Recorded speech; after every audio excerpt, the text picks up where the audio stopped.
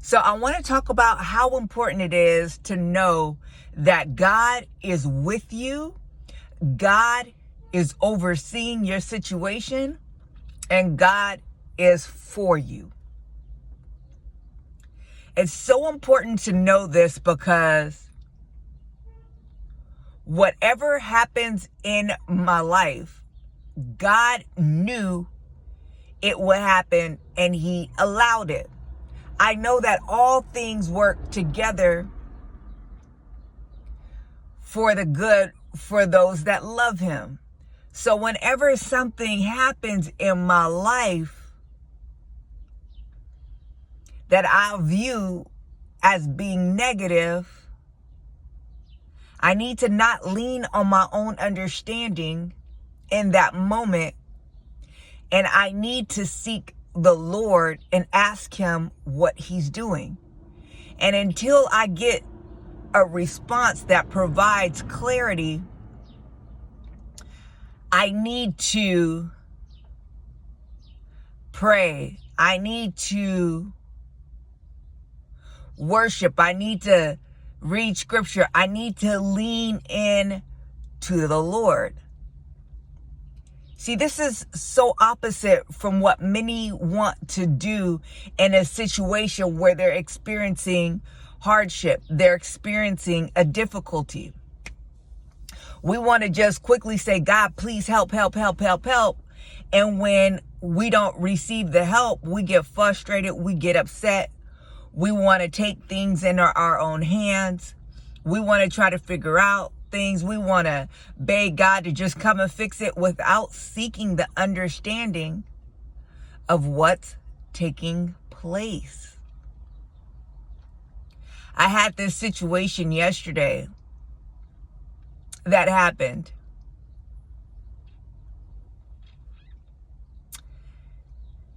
And it was built off of something that happened previously. My car wouldn't start. So I was like, okay, I don't need it today.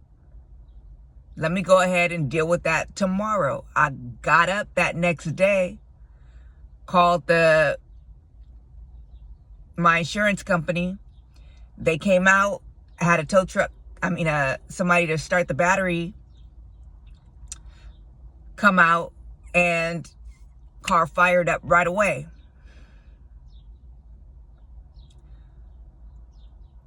So I was like, okay, good. Let the car run for 15, 20 minutes. Solid. The next day, I go jump in the car, get ready to go to church. The car won't start. And I was so frustrated because I thought I needed a new battery. That's what the guy said when he came out to jump it. He's like, you need a new battery though.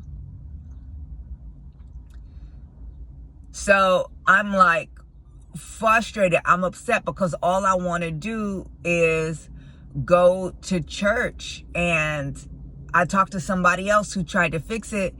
They couldn't fix it. They had a new battery. They came through and it just wouldn't start. So I was cooked after that. I was like, look, I need to go and call today done. But I was so frustrated and so mad in this process. I'm not gonna lie. I was so cooked and so exhausted. I'm like, Lord, what is going on?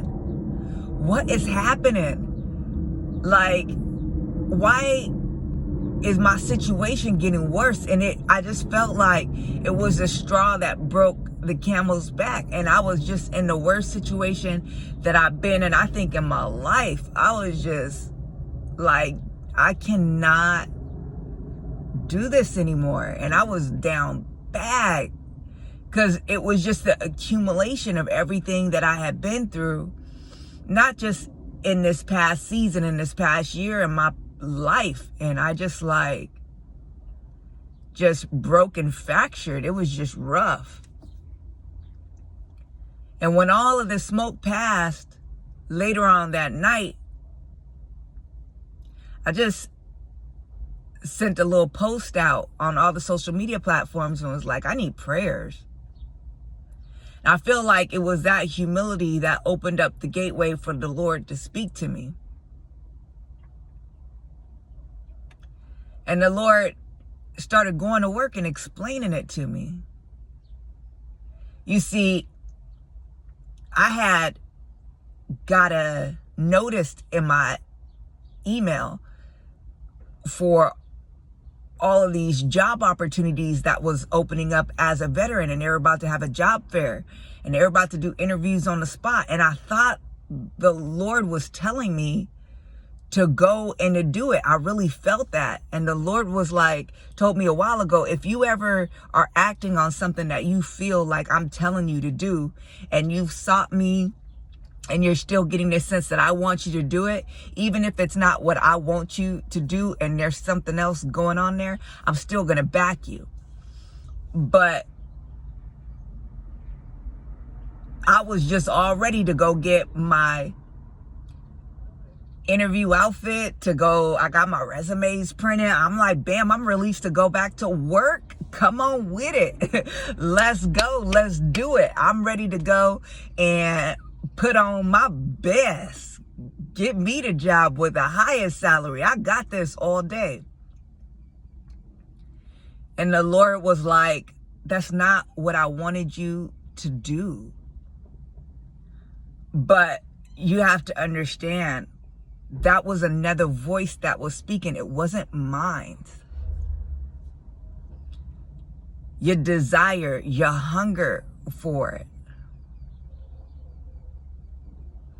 caused confusion. He said, so I had to ground you so that you wouldn't go. Because if you did that,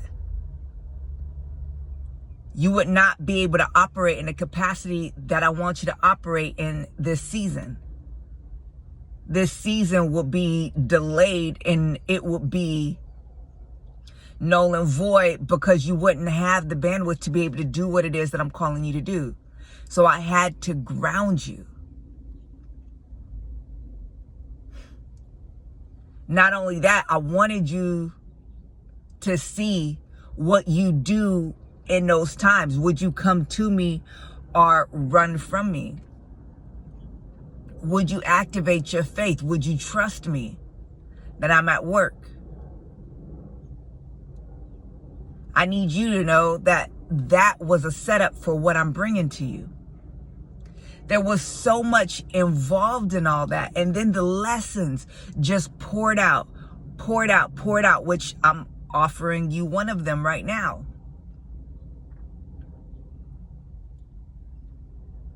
And his thing was, Jennifer, I'm for you. Why did you not ask me what this was about and just sit in faith and trust that it's all happening for a reason, all happening for a purpose, and seek me for guidance and instruction on what to do?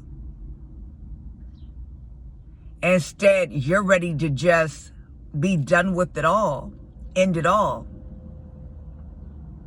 I understand you were in a fragile place before that, but you got to seek me. You see, so I woke up this morning with such clarity and understanding that the situation hasn't changed, but it just is what it is. I trust God. So in your moments, you don't understand why things are happening in your life. You don't know why it is the way how it is right now. You don't understand what God may be doing in moments of time that look terrible. Seek God for the understanding and don't lean on your own. God is using it. God is doing something in it. God is at work. He's not asleep behind the wheel in your life, in your situation. He is interested in the very details of your life. Psalm 37. Turn to God and ask for revelation.